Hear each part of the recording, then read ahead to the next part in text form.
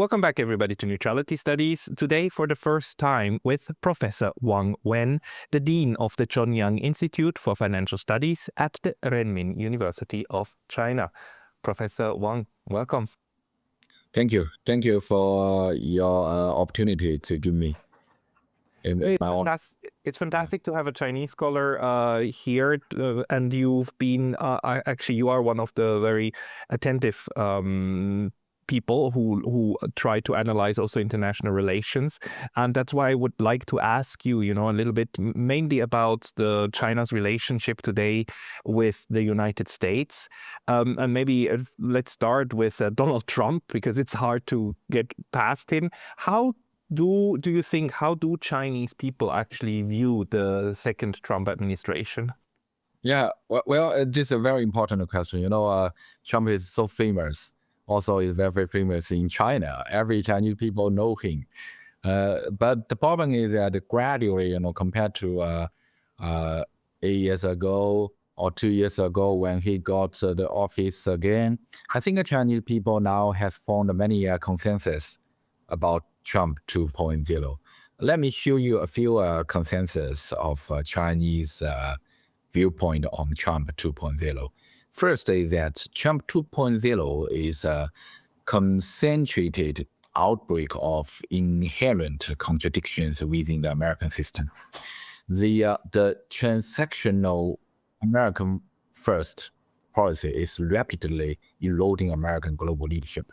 As I said, compared to Trump 1.0, who took office in 2017, Trump 2.0 is no longer merely about impacting the Washington establishment, but a systematic transformation of U.S. governance rules, purging the federal public office system, unlimited expansion of executive power, indiscriminate imposition of reciprocal tariff on allies, and a significant reduction in global public goods investment. So now we can see from the Chinese people, especially Chinese scholars, most of the Chinese academics agree that all of Trump's policy are driven by short-term electoral and commercial interess, lacking any media or long-term global governance planning.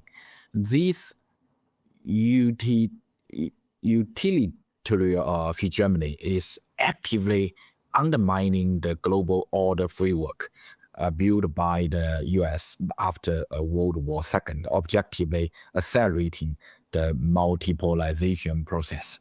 So I think for Chinese people, especially for Chinese scholars, nowadays the President Trump destroy the American hegemony.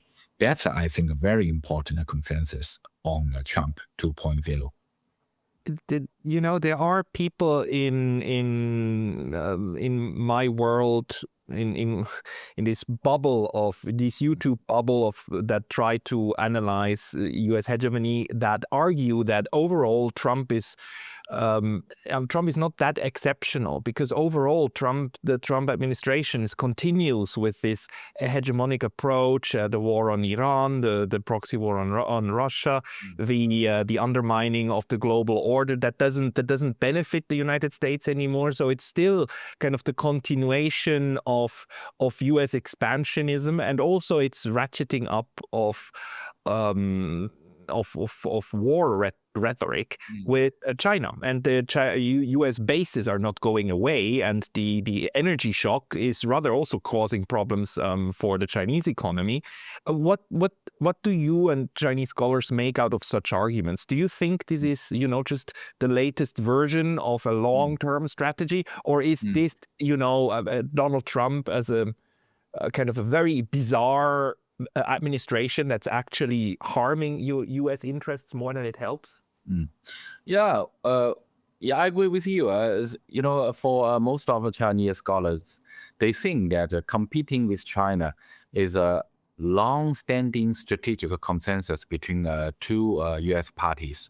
But the problem is that Trump 2.0's businessman-like transaction thinking allows more controllable negotiation space in the China and the U.S. games. Whether it's Biden or Trump, the underlying logic of the U.S. position in China as its primarily strategic competitor remains unchanged, as you mentioned right now.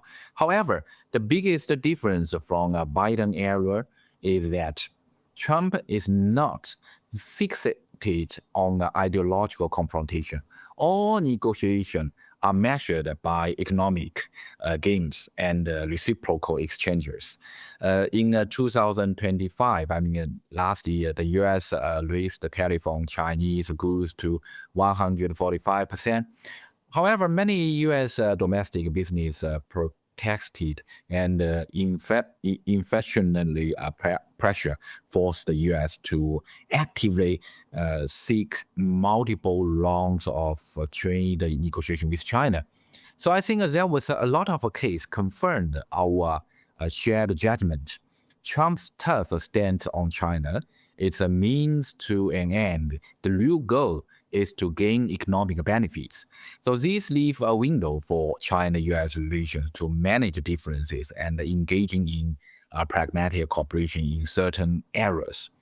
And another point I want to share with you is that, because you mentioned the containment or Trump's those competitive strategy, but nowadays for China's side, we think the comprehensive external pressure has not hidden China's development. Instead, it has forced us to build a safer, more diversified and independent development system, transforming pressure into long-term growth resilience. So that's what make us more and more confident. Look at the conditions happened in the past 8 years. I give you an example. When Trump launched his first trade war in 2018, there was a considerable anxiety in Chinese public opinion. But what was the result by 2026, this year? The blockade spurred independent innovation. China is rising in semiconductors, chips, new energy vehicle, photovoltaics, robotic, large-scale model, and more, right? So therefore, I don't know whether you read my very interesting articles written last year, and which was cited by a media outlet in over 20 countries, including The Economist. My articles last year is that thanks to Trump for making China great again. These articles stated the extreme external pressure cannot urge Chinese-style modernization. Instead, it has allowed us to fill gaps in our industrial chain, expand our global cooperation, and achieve a qualitative leap in our strategic resilience. Hey, just a very quick note. The best way to support this channel is by signing up for my free Substack. You can also help with a paid subscription there, or you can get some of our new merch on neutralitystudies.com. Links below. See you there. So yeah, that is a very good title for a very good article, and it actually made me wonder whether you and other Chinese scholars actually kind of think like, thank you, Trump, like for being a teacher without wanting to be one. Is that kind of a sentiment that is currently around in China, that okay, we can learn a lot from what's going on over there, let's make the best out of it? Well, yes, I agree with you. Nowadays, more and more Chinese people, when they face Trump 2.0, the Chinese are becoming more and more confident. I must tell you a fact. China may be better at dealing with the U.S. than the U.S. dealing with China. China is not afraid of Trump 2.0. On the contrary, China has successfully responded to Trump's trade war, high-tech war and arms containment and suppression efforts. So I think this self-confidence is the proactive self-confidence in dealing with external games. As I said, 8 years ago, when Trump 1.0 came to power, when faced with a sudden trade war, China responded more perceptively and took advantage of the situation. However, enter the Trump 2.0 cycle, China has learned to proactively shape U.S.-China relationship. Let me give a few examples. At the economic and trade level, we have accurately implemented rare earth export controls, energy product tariff countermeasures, and unreliable entity list reciprocity constraints. And we no longer passively endure unilateral barriers. At the global governance level, we rely on BRICS, Shanghai Cooperation Organization, Belt and Road Initiative expansion, and cooperation in global south to hedge against U.S. unilateralism. And more important, very interesting is that China experience is that at the communication level with U.S., we take the initiative to conduct hierarchy dialogues, distinct different topics such as economic, trade, climate change, humanities, and security to set cooperation agendas, proactively manage risks, and avoid escalation of conflicts with U.S. So now it's very obvious that, as you mentioned, in the past 8 years, the mentality of Chinese people has changed very clearly. In the past, we passively adopted to the rules set by the United States, but now we have the ability to balance the differences, proactively create opportunity for bilateral cooperation, and no longer dictated by the whims of the U.S. policy. That's one kind of the Chinese self-confidence.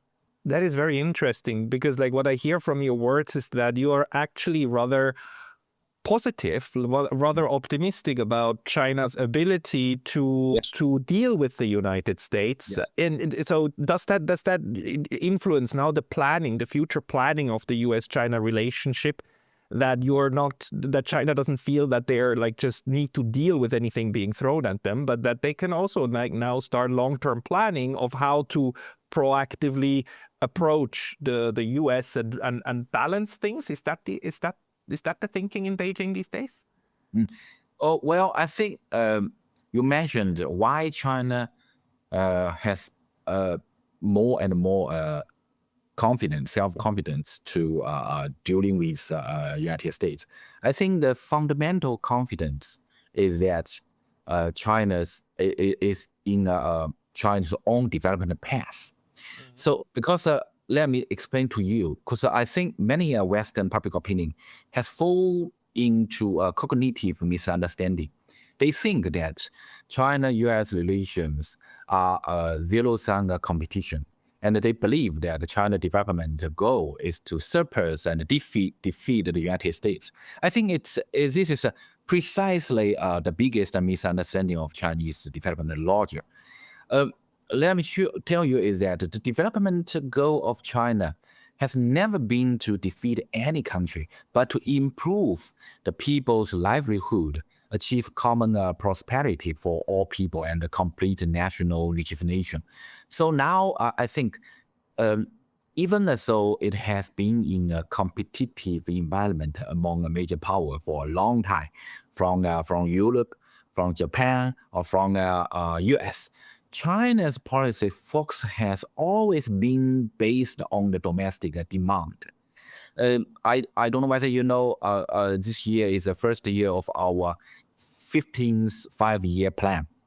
I don't know whether you know a 15th five-year plan. 15th five-year plan focuses on boosting domestic demand, technological innovation, urban-rural balance, and ecological protection, ensuring tens of millions of jobs every year, improving the pension and medical system, and continue to revitalize the countryside. All strategic starting point are the needs of the better life for the 1.4 billion Chinese people.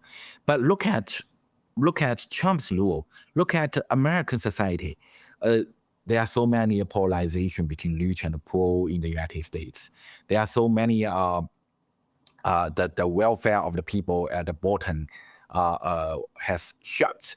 So I think our confidence is that our track has never been to catch up with the United States, but to continue to do our own things well.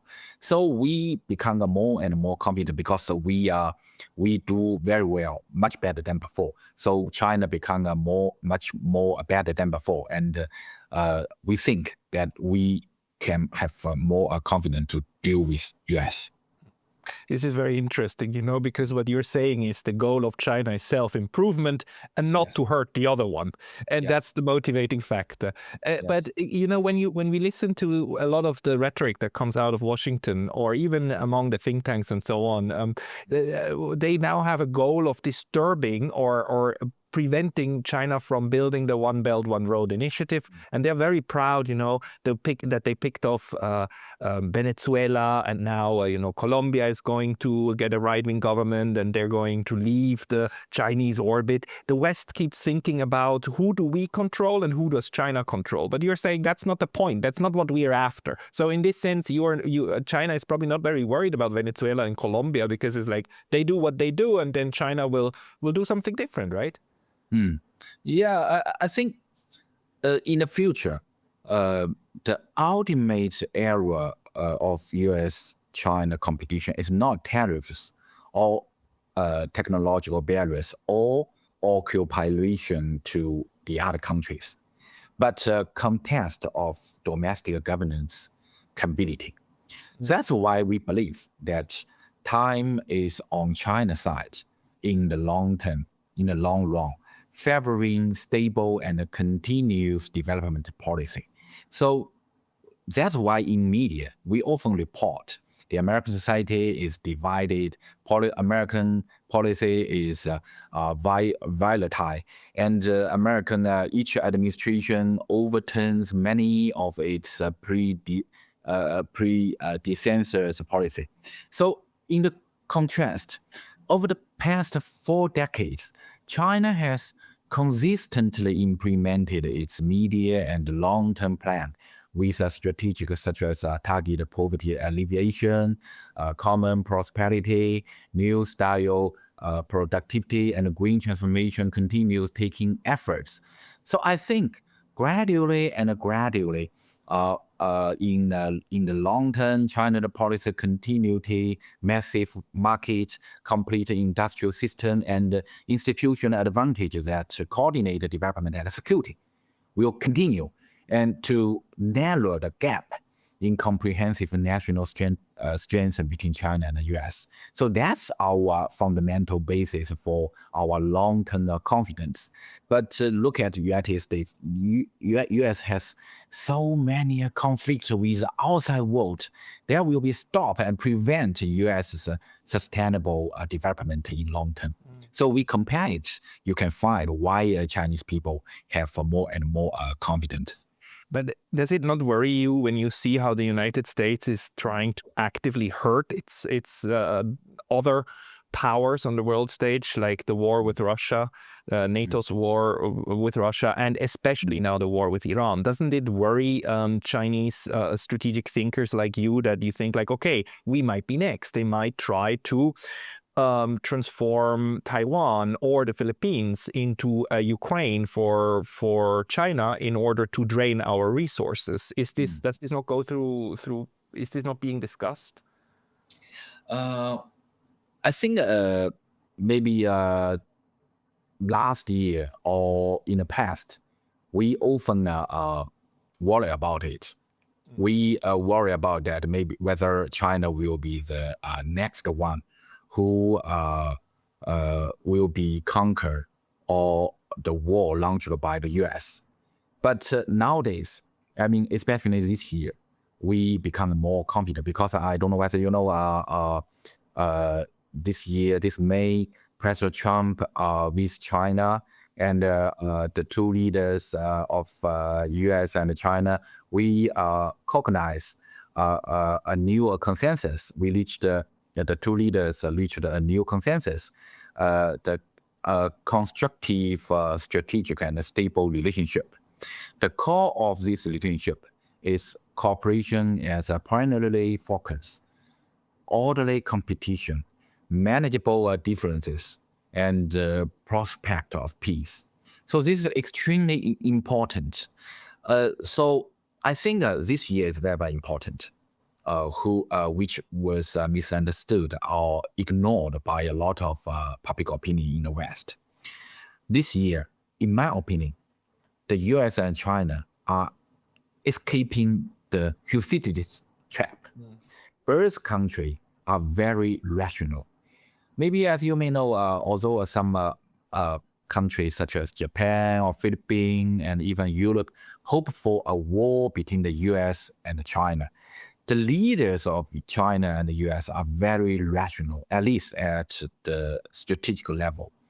In my opinion, even President Trump is a very controversial person, but Trump is the most rational person in Washington political circles regarding China policy. This year, the two leaders between China and the US will have four face-to-face meeting. This is very, very rare. And because of the, as I said, the constructive strategic stability relationship, this is a very important new consensus. And more importantly is that we are experiencing a new era of interaction between major powers in President Trump 2.0 administration. For example, the US-China-Russia relationship. Perhaps, I guess, at the APEC summit this November in Shenzhen, China, we will see a photo of President Xi Jinping, President Trump, and President Putin together. A new type of a big power relationship. Of course, I don't see this as a G3 level action. I just want to say is that I see it as a beginning of a post Cold War era, led by three major powers, just as United States, Soviet Union, and the United Kingdom lead the establishment of Yalta system after World War II. So that is also demonstrates that China response and China's countermeasure to Trump 2.0 over the past few years, and even to the US containment policies of the past 20 years or so, has been very, very successful because US agree with China as a new consensus, the constructive strategic stability. So the era, in my opinion, the area of vicious competition between China and the US is passing. So that's why, as you mentioned, I'm very, very optimistic about China and US relations. It's so interesting that you're saying that because to me, it seems it's going the other way. It seems to be that that the United States is gearing up for more, not just competition, but actual fight. Maybe not direct a kinetic fight with China, but at least the trade war to try to hurt Chinese interests. But you're much more optimistic, and I just want to ask, like what you just portrayed, is this your expectation of what will happen, or is it your assessment of what China's strategy is probably going to be, where China wants to push the relationship? Yes, as I said, China's strategy of development is not to conquer the other countries. China just focus on our own self and focus on the broader global trends.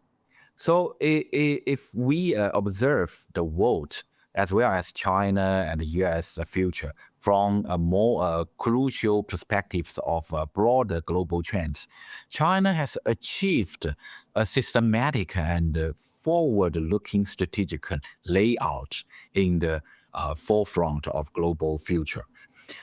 If we observe U.S.-China competition decades ago, that condition was characterized by the U.S. leading and China catch-up. But now, in the cutting-edge emerging fields that will determine the global landscape for the next 30 years, China has already completed a forward-looking and systematic layout, achieving structural leadership and a pace of advancement in multiple core future track. Let me explain to you. For example, in the track of low carbon and green development, China is only country in the world to have built a full chain, large scale and industrialized green energy system with a pace of development far exceeding that of the US. You look at 4 cores of low carbon industrial globally: wind power, photovoltaics, link barrier, and new energy vehicle. China production capacity, output, and export account for more than half of global total. So look at the future. It can be said that the standards, industrial chain, and implementation model for global green transformation in the future are basically defined, supplied, and led by China. That's one future track. The second track is about the modern social governance. In the field of modern social governance, China has formed a global unique and highly efficient governance system domestically, transforming its institutional advantage into long-term development advantage. So you can, if you come to China, you can see that rely on a systematic approach to digital governance, gross rules governance, and emergent response. China has built the world's largest digital governance system, enabling a precise and efficient implementation of public service, social control, and emergent response. If you look at China's routine pandemic prevention and control, if you look at the disaster emergent response, if you look at China's rural revitalization, if you look at China's common prosperity, if you look at China's full-scale construction of smart city, smart community, China has achieved a stable, precise, inclusive, sustainable, modern governance model. So I think this is we call it domestic governance capability. So these domestic governance capability balance efficiency and fairness, balance development and security, balance short-term livelihood and long-term development. So I think this is very powerful domestic governance capacity. That is a core advantage that American-style system cannot replicate. So it also the underlying support for China's long-term stable development and continuous accumulation of momentums. And another very important, and you might be very interested in another track, that is now competitive very seriously. That is AI and future computing power.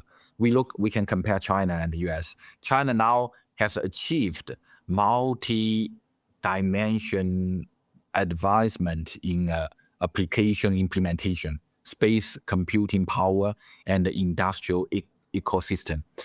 Yes, I agree.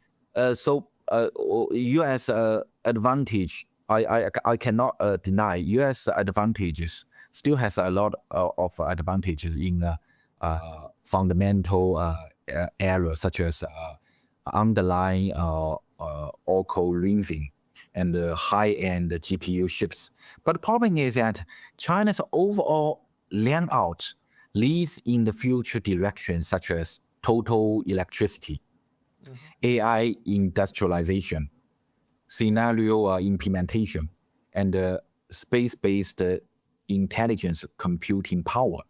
So what I want to say is that in the now China focuses on our domestic construction. We our top leader, there are 99% energy focused on the domestic construction. Become us, push and promote our body healthy and healthy, stronger and stronger. As long as our body, our national body is strengthened, become much stronger than before, no any external strengths can conquer us, can occupy us, can beat us. So I think that's very, very important. That's a different strategic method. For United States, their leader focus on the external expansion, external conflict with other countries. But for Chinese leaders, we focus on the domestic development. That's a very, very difference. So in the future, I think time belongs to China. This is really very interesting because you're also not, you're not conceptualizing it as China becoming number one, because that's not the point. China wants to continue to develop. Whatever the other ones do, I don't care. Like, we just continue developing to the moon and beyond. But there is this danger that the United States or others and the West, including Europe, might start using violent means. I mean, it doesn't Iran, what happened to Iran and the war that was started by the United States by an aggressive attack, again, like a breach of the UN Charter and whatnot, isn't that a threat? Or how does this war, and also, the continuous, from my view, lies by the United States trying to use diplomacy as a way to pretend that everything is fine, but then strike militarily when it's convenient for them, doesn't that create kind of isn't that a threat to China? Or how does this war impact China's assessment of US capabilities? Yeah, I think first of all, I admit that the US-Iran conflict is a huge tragedy. The war now has crossed the red line of the earlier tacit understanding, and the risks are escalating now, especially since July, the resumption of the hostility. Both sides have shifted from simply striking military targets to attacking each other's energy infrastructure, even breaking the previous consensus of not touching civilian facility. So now I think the Middle East, the area, is sliding into a deeper vortex of confrontation. So that's a very, very dangerous conditions in Middle East. It's very obvious US now is hijacked by the Israel. But in reality, you ask me, Chinese people, whether Chinese feel the threat from US. No, I think from the Iran conflict with US, it shows that US is still a paper tiger, lacking the capacity for a protracted war. Because we all know that many American scholars and analysts believe that this war, United States has already lost. The US has changed nothing. It failed to push for regime change in Iran. It failed to gain control of Strait Hormuz. It failed to control global oil prices, and it failed to protect the interest of Gulf states. The US is a complete loser in this war. So I predict, because of the domestic political polarization in the US, coupled with approaching midterm elections, making the White House unable to bear the cost of the prolonged high-intensity war. So, and now US Gulf allies are also generally unwilling to be directly involved in the long-term conflicts. So that's why I think, as Chairman Mao said many years ago, that the U.S. is a paper tiger. This war between U.S. and Iran, U.S. would lose this war far worse than the Vietnam War and the Afghanistan War, in my opinion.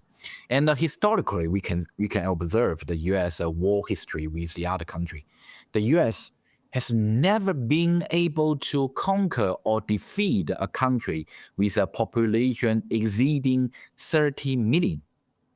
And how about Iran? Iran has 80 million.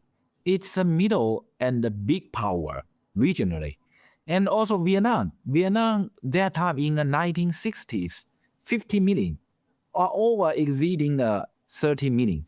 So I think the U.S. especially need to respect those regional power. The U.S. need to respect those countries with civilized tradition, including Iran, to be honestly. For China, of course, U.S. need to respect us with a long-term civilized tradition. Of course, China's population is much bigger. So that's why I think for Chinese people, we observe the war between U.S. and Iran. It could promote us more confidence than before, because the U.S. cannot conquer Iran. How dare he conquer China? So as this our observation. We just sometimes we just feel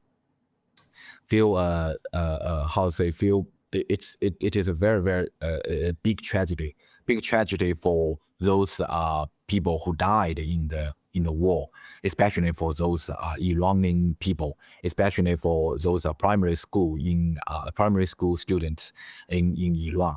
So that's my observation and opinion. Maybe a very last kind of complex that I just would like to ask your opinion about is like China's cooperation with the BRICS states and these regional cooperations with Russia, Iran, but extending South Africa, Brazil, and so on, and the One Belt One Road initiative.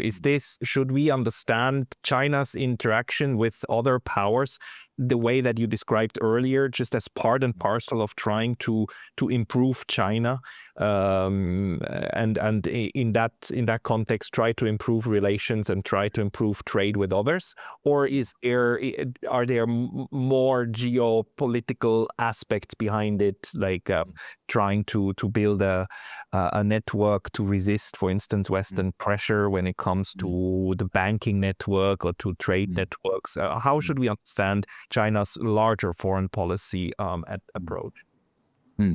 Well, I think you launched a very important questions about China's future. If I can understand it like this, now as a think tank scholar, we think for our country, because nowadays China's national domestic strength become much powerful than before. We grew up very quickly. Our economy value become much bigger than before. So what should we do? What do we want to the world? This is a new question to us. Every day we think about it. And also then we consulting for our government. And also our government, gradually China has our new strategic ambition. This ambition. What about China's foreign policy ambition? I think at least 5 points, if I can share with you. First, we want to pursue a peaceful development environment shared by all countries. China hopes to maintain universal peace, oppose hegemonism, power politics, and various camp confrontations, and create a stable development environment for all humanity. So therefore, as you can see in the past many years, China has launched a global security initiative to prevent the world from falling into new turmoil and division, allowing all countries to pursue development with peace of mind. That's one ambition. Second ambition is that we want to promote common prosperity globally. China wants to break the unfair pattern of a few countries monopolizing the dividends of development, so that the fruits of development can benefit people all over the world more widely and equitably. So therefore, through the platform, as you mentioned, a Belt and Road Initiative and a Global Development Initiative, China is helping countries in global south, especially in Africa, to address infrastructure shortcomings, cultivate independent development capability, and promote a more diversified source of global economic growth. And third strategic ambition for China foreign policy in the future is that we want to build a more just and reasonable global governance system. So that's why I think China hopes to change the old governance rule and the old governance system domestic by the West and promote the reform of the international order towards consultation, joint construction, and shared benefits. So therefore, China advocates the genius of multilateralism, support the UN in planning a central role, and enhance the voice of a developing country in the international affairs through the mechanisms such as AIIB, BRICS Cooperation you mentioned, and the Shanghai Cooperation Organization you mentioned, ensuring that global affairs are handled through a joint consultation among all countries. And I think the fourth foreign policy ambition of China is that we want to safeguard diverse and inclusive ecosystem of human civilization. Because China, as you know, China has a long-term civilization history. China hopes that different civilization and different development paths in the world can be respected. So we disagree so-called the crash of civilization launched by Samuel Huntington many years ago.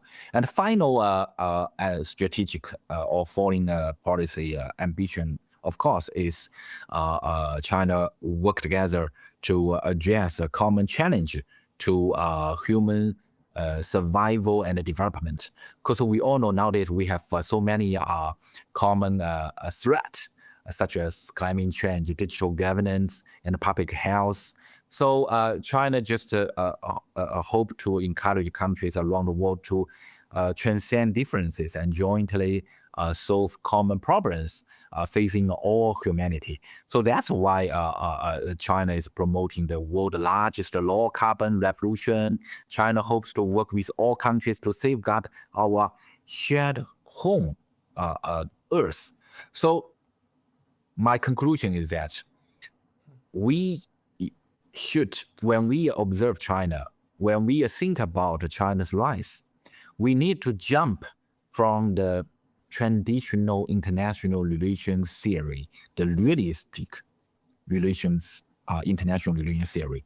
Because if you think about China in terms of the realism theory of international study, you can find maybe you can got the conclusion is that, oh yes, China rise up, then China will become the next hegemony. No, if you jump from the Western international relation realistic theory, you can see that what China wants has never been to dominate the world, but to work with all countries to build a community with a shared future for mankind, so that the world is free from the hegemonic oppression and development gaps, and achieve common progress for all mankind. So from this point, you can explain everything China did in the past many decades. For example, we have even a neighbor differences between Philippines. We have full military strength to maybe can push the military unification to Taiwan. But we didn't. We didn't do that. We just keep patience and solve it step by step. This is resilient and a patience of new big power strategy. So I think this is very interesting. So how to judge the new style of big powers rising China? I think we need push our thinking and innovation. So as a think tank scholar from China, we just try our best to explain China's rising up logic to the foreigners. That's my opinion. This is fascinating, and I actually wanted to ask you exactly about that, about Western realism, and just the very last point, because I think John Mearsheimer is also a famous scholar in China, right? And one of his main points that I struggle with is that he builds the entire thinking of realism around the inevitability of security competition. And if I understand you correctly, then you would probably disagree and say, like, security competition is not what we do. We compete, but we compete for development, not for security. And hence, I would understand you as saying, like, no, in this point, Mr. Mearsheimer doesn't correctly assess what China actually wants. Is that the case? Actually, Professor John Mearsheimer, he's my long-term friend. I invite deliver a lecture in our university twice. I think yes, we have a lot of debate, but we respect each other very well. We often contact by email. That's the new style. Like the new style relationship between U.S. and China in the future. I think we do not reject the fair competition with the United States, and we continuously seek a model of mutual respect and a peaceful coexistence. And I think in the long run, China and the U.S. are destined to coexist, and the competition will be the norm. But conflict and confrontation are by no means inevitable. Because as I said, China's original aspiration for development remains unchanged. All its forward-looking plans, industrial upgrading, governance reforms, the technological breakthrough, have never had the ultimate goal of defeating or surpass the United States, but rather of addressing its own development shortcomings, improving the quality of life for its people, and achieving sustainable national development.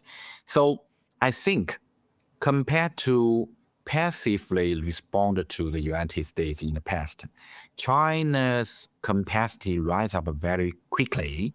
In the past, China followed the rules and adopted to the existing landscape. But now, we proactively plan our own path, shake the new rules, and lead the new trends.